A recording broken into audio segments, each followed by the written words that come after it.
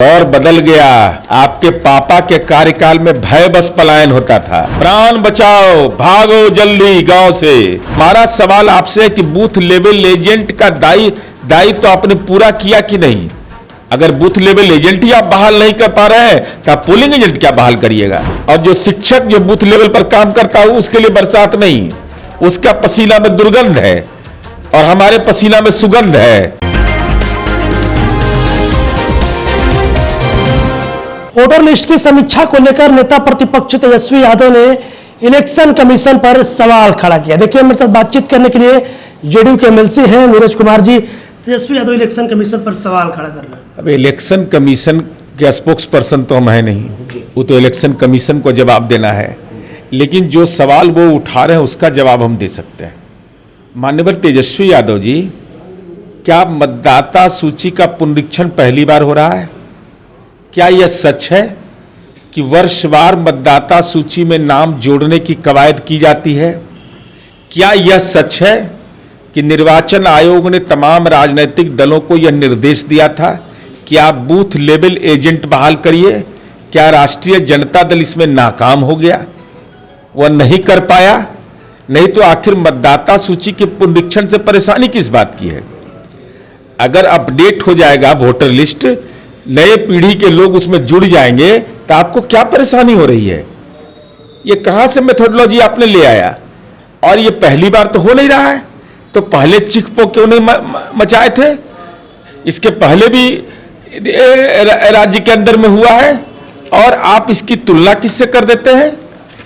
जाति सर्वे से कर देते हैं। ये आरपी एक्ट के तहत यह काम होता है, संविधान के अनुच्छेद 326 के तहत होता है। और आप कह रहे हैं कि इसमें गड़बड़ झाला होगा। कैसे गड़बड़ झाला होगा?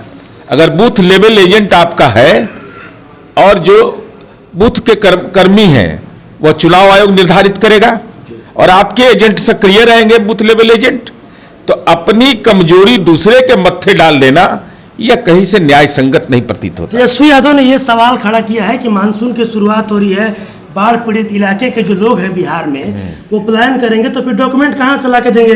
जानबूझकर नीतीश कुमार के इशारे पर चुनाव से 2 महीने पहले समीक्षा कराई जा रही है। दौर बदल गया। आपके पापा के कार्यकाल में भय बस पलायन होता था।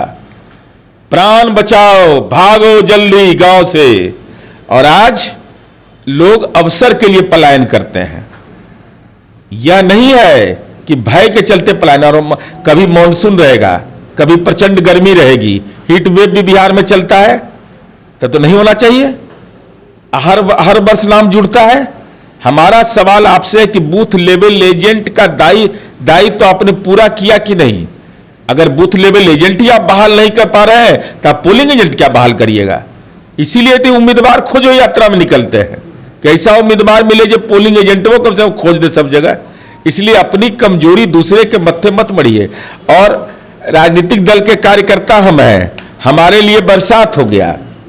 और जो शिक्षक जो बूथ लेवल पर काम करता है उसके लिए बरसात नहीं, उसका पसीना में दुर्गंध है और हमारे पसीना में सुगंध है। ये तो अपनी कमजोरी दूसरे के मत्थे आप मर रहे हैं।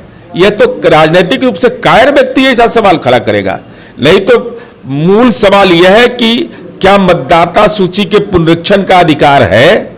अगर अधिकार है तो बूथ लेवल एजेंट का प्रावधान है, बूथ लेवल एजेंट के ट्रेनिंग की व्यवस्था की गई।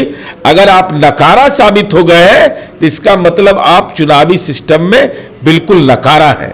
एक आखिरी सवाल होगा नीरज जी, शिक्षकों के ट्रांसफर पोस्टिंग को लेकर इन दिनों फिर से बवाल मचा हुआ है। आपके सहयोगी दल है बीजेपी के लोग, उनका कहना है कि शिक्षक अब पढ़ाएंगे कि नोटिफिकेशन का इंतजार नहीं, बिल्कुल हम लोग भी शिक्षकों की पीड़ा के साथ है, साझीदार हैं उसके।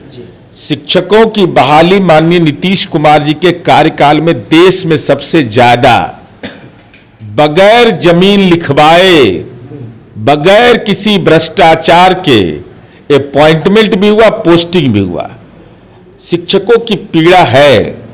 हमारी बेटियां चंपारण में, बगहा में, किशनगंज में, अररिया में, हमारे पुरुष शिक्षक, सब लोग का अलग अलग कैटेगरी है। और सरकार ने आश्वस्त किया था कि इनका स्थानांतरण किया जाएगा।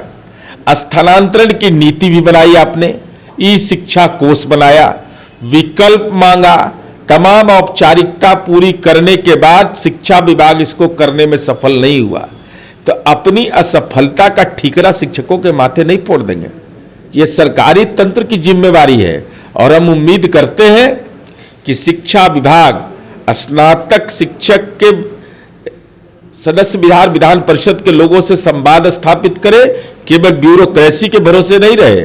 चूंकि ब्यूरोक्रेसी ने जो तंत्र बनाया वो असफल हो गया, तो विधायिका की भूमिका को भी सुनिश्चित करिए और एक सम्यक नीति बना करके जल्द से जल्द शिक्षकों की पीड़ा को दूर करिए।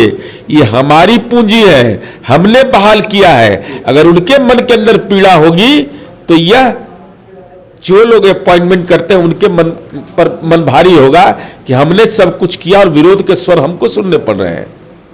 चलिए देखिए, मेरे साथ जेडीयू के एमएलसी नीरज कुमार जी थे। आपको बता दें कि कल जिस तरीके से नेता प्रतिपक्ष तेजस्वी यादव ने देखिए इलेक्शन कमीशन की कार्यशैली पर सवाल उठाया था।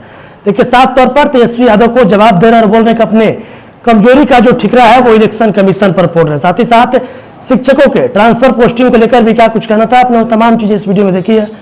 बस इस तरह की तमाम खबरों के साथ मेरे साथ जुड़े हैं। तब तक धन्यवाद।